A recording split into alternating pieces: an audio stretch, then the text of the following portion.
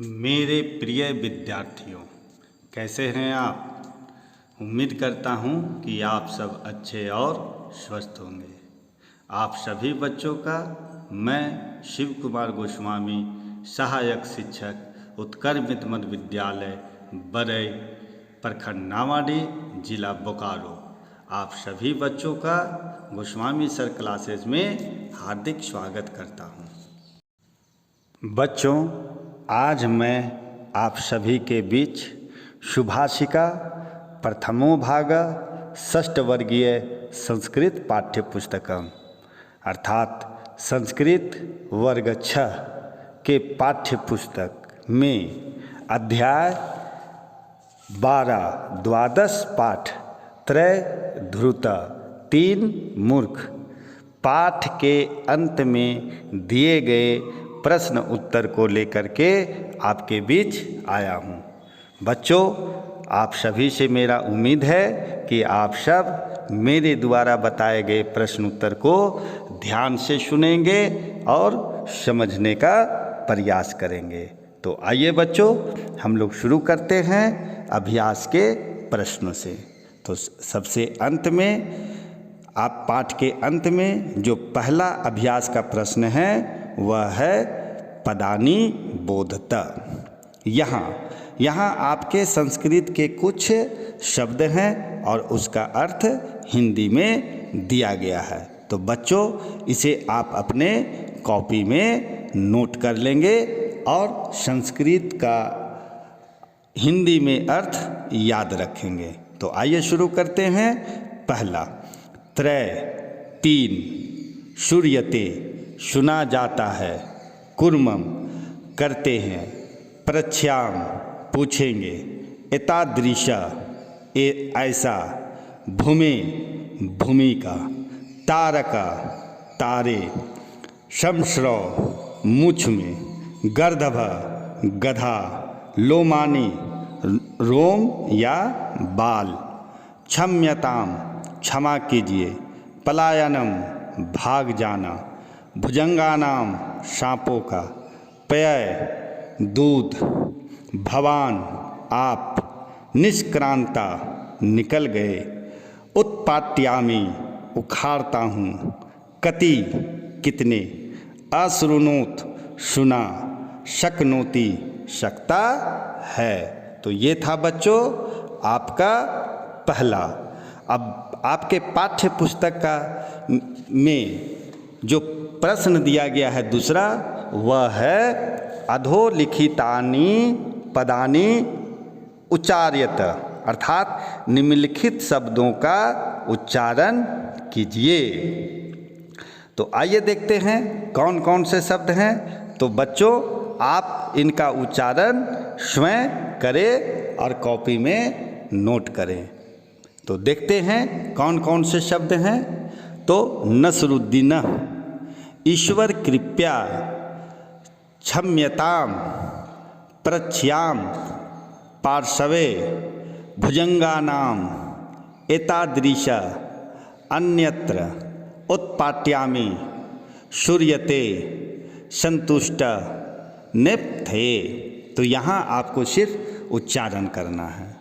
आइए बच्चों, अब हम चलते हैं तीसरा प्रश्न।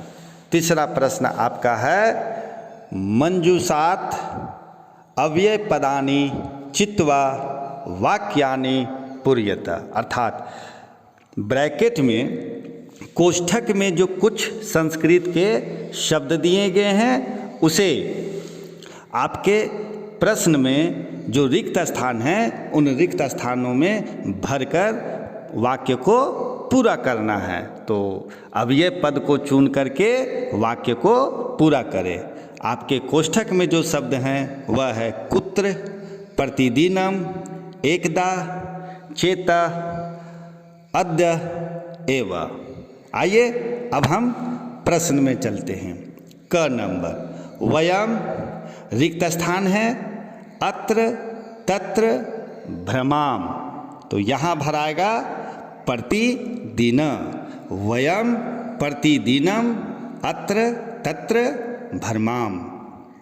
ख नंबर, भूमे केंद्र बिंदु रिक्त स्थान है अस्ति, तो इसका उत्तर होगा कुत्र।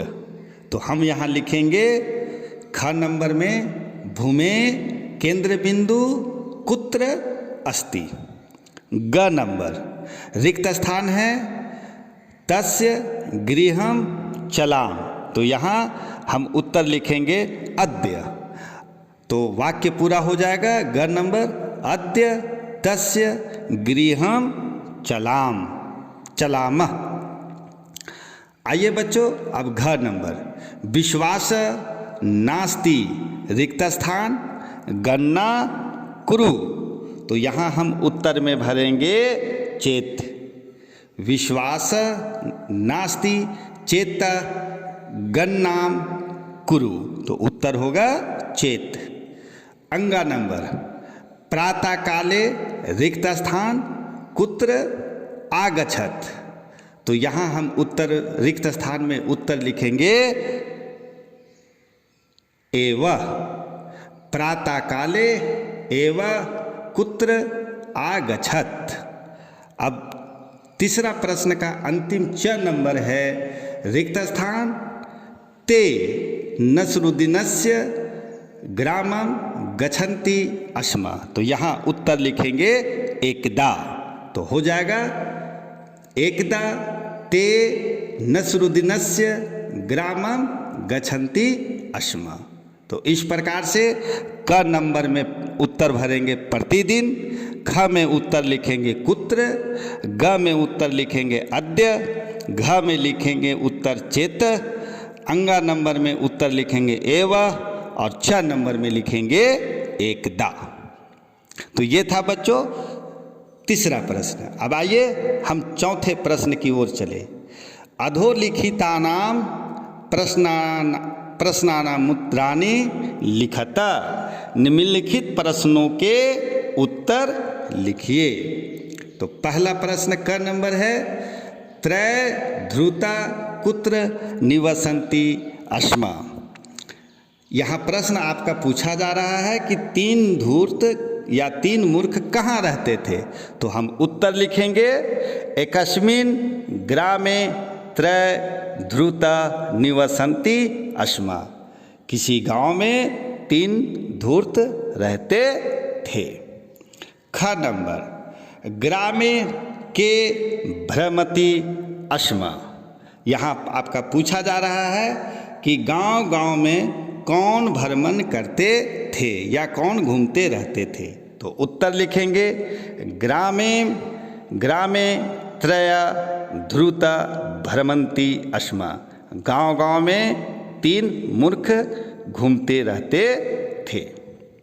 ग नंबर भूमे केंद्र बिंदु कुत्र अस्ति। यहाँ पूछा जा रहा है कि जमीन का या धरती का केंद्र बिंदु कहाँ है। तब नसरुद्दीन ने क्या जवाब दिया था, उसे हम यहाँ लिखेंगे गर्धवस्य अद्य मध्य भूमि केंद्र बिंदु अस्ति। नसरुद्दीन ने कहा था कि गधा के बीच में धरती का केंद्र बिंदु है। घ नंबर नसरुद्दीन केन सह स्वगृहात् निर्गच्छति। प्रश्न पूछा जा रहा है कि नसरुद्दीन किसके साथ अपने घर से बाहर निकलता है, तो उत्तर लिखेंगे घ नंबर नसरुद्दीन गर्धवेन सह स्वगृहात् निर्गच्छति। नसरुद्दीन अपने गधे के साथ घर से बाहर निकलता है। अंगा नंबर है कति ध्रुता संति। कितने मूर्ख हैं, तो आप पाठ के नाम से ही पता चलता है त्रय मूर्खा अर्थात तीन मूर्ख। तो हम यहाँ उत्तर लिखेंगे त्रय ध्रुता संति, तीन धूर्त हैं। तो ये था बच्चों चौथा नंबर। आइए अब हम देखते हैं पांचवा नंबर। रेखांकित पदानि आधृत्य प्रश्न निर्माणम कुरुत। आपके जो प्रश्न दिए गए हैं उसमें कुछ पद या कुछ शब्द को रेखांकित कर दिया गया है। तो जो रेखांकित पद है तो रेखांकित पदों के आधार पर आपको प्रश्न का निर्माण करना है। तो जैसा कि पहला है, ते ग्रामम ग्रामम भ्रमंती अस्मा। तो यहाँ पर आपका ते ग्रामम ग्रामम में है, तो हम यहाँ भरेंगे, प्रश्न बनाएंगे। तो हम क्या लिखेंगे उत्तर में? ते कुतः भ्रमंती अस्मा। अर्थात क नंबर पूछ रहा था कि वे लोग गांव-गांव घूमते हैं, तो हम प्रश्न बनाएंगे कि वे लोग कहाँ घूमते हैं। ख नंबर, अद्य तस्य गृहं चलाम। तो यहाँ पर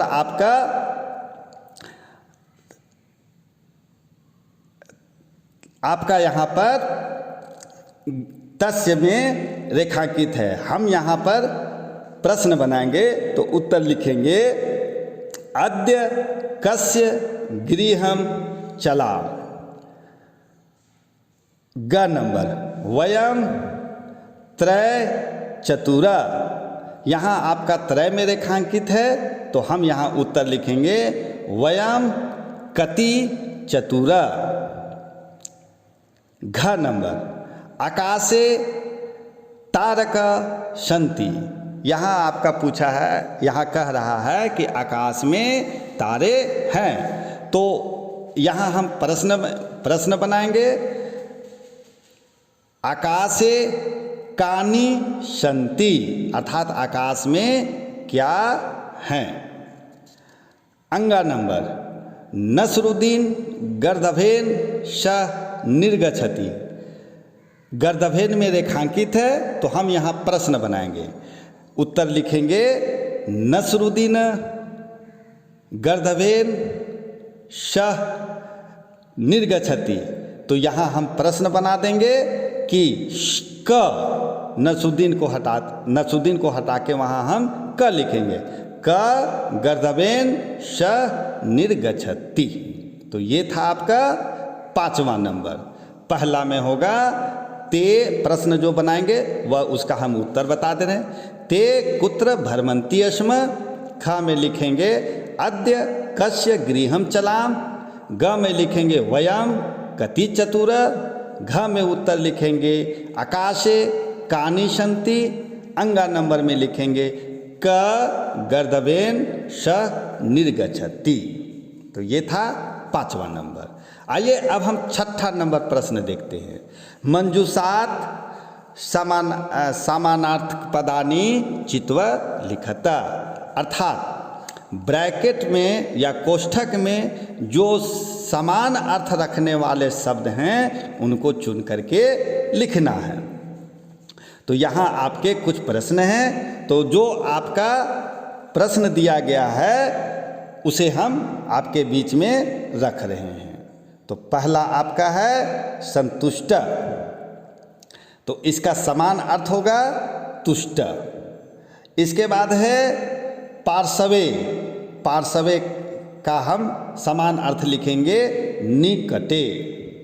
इसके बाद है चतुरा, समान अर्थ हो जाएगा दक्षा। भूमे, भूमे इसका समान अर्थ हो जाएगा पृथ्वीय। इसके बाद है ददाती, इसका समान अर्थ हो जाएगा यच्छति। तो ये था आपका 6ठा नंबर। अर्थात संतुष्ट का तुष्ट, चतुरा का दक्ष, पार्श्वे का निकटे, भूमे का पृथ्व्या और ददाती का यच्छति। आइए बच्चों, अब हम 7वां नंबर प्रश्न पर चलते हैं। आपका 7वां नंबर प्रश्न है, मंजूषात विलोम पदानि चित्वा लिखता। अर्थात कोष्ठक में जो विलोम शब्द दिए गए हैं उसे चुन करके आपको लिखना है। तो जैसा कि बच्चों उल्टा अर्थ रखने वाले शब्द लिखना है। जैसे उत्तर, उत्तर का होता है जवाब देना, तो उसका उल्टा हो जाएगा प्रश्न करना। तो हम यहाँ पर प्रश्नम लिखेंगे। तो उत्तर प्रश्नम।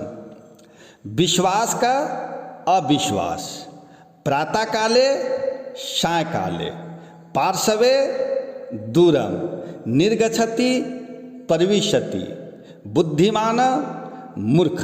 अर्थात उत्तर का होगा जवाब प्रश्न।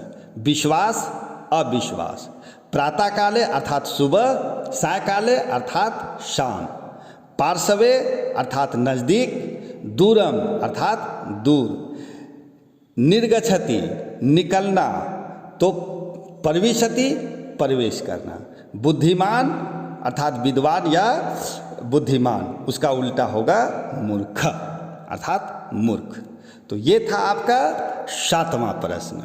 आइए बच्चों, अब हम आपके पाठ में जो अंत में 8वां नंबर है वह है मंजूषात उचितानि पदानि चित्वा रिक्त स्थानानि पूर्यत। अर्थात कोष्ठक में जो उचित शब्द दिया गया है उसे आपको रिक्त स्थान में भर करके पूरा करना है। तो बच्चों यहाँ एक कहानी है, आपने कौवा की कहानी, प्यासा कौवा की कहानी पढ़ा होगा। एक कौवा था, वह बहुत प्यासा था, वह पानी की खोज में इधर उधर घूमता था। उस समय गर्मी का मौसम था, कहीं भी जल नहीं था। कौवा बहुत कष्ट से इधर उधर दूर जाता है, वहाँ उसे एक घड़ा दिखाई दिया। वह घड़े में देखा जा कर के तो उसे थोड़ा सा जल दिखा।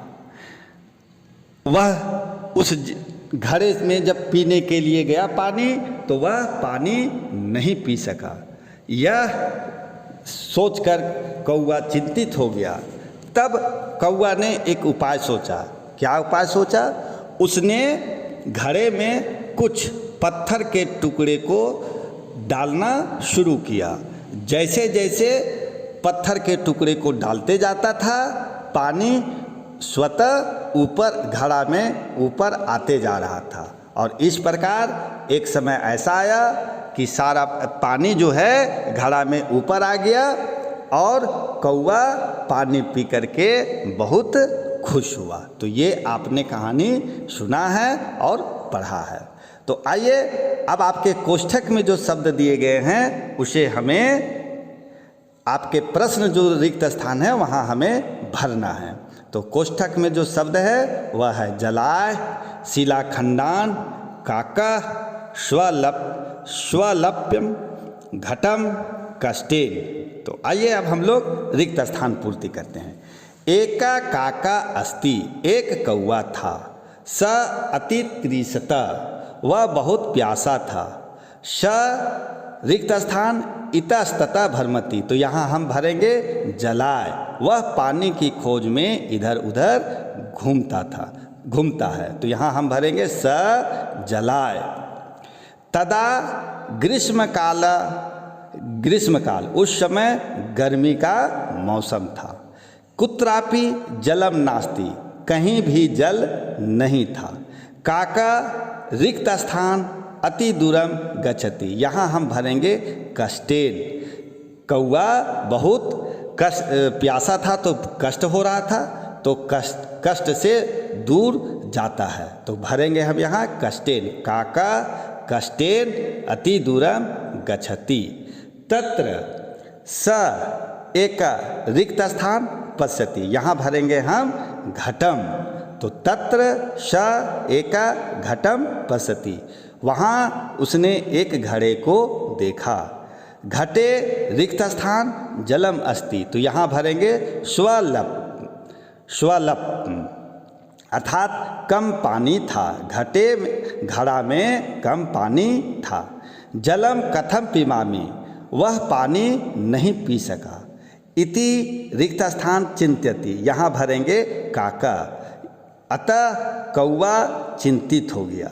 स एकम उपायम करोति, उसने एक उपाय किया।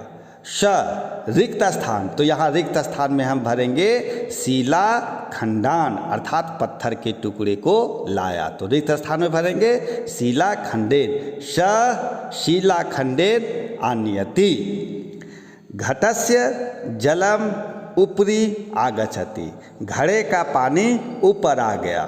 काका जलम पीत्वा सुखम अनुभवति, कौवा पानी पी करके खुश हो गया या सुख का अनुभव किया। तो ये था बच्चों हमारा द्वादश पाठ त्रैधूत, 3 धूर्त कहानी के पाठ के अंत में दिए गए प्रश्न उत्तर।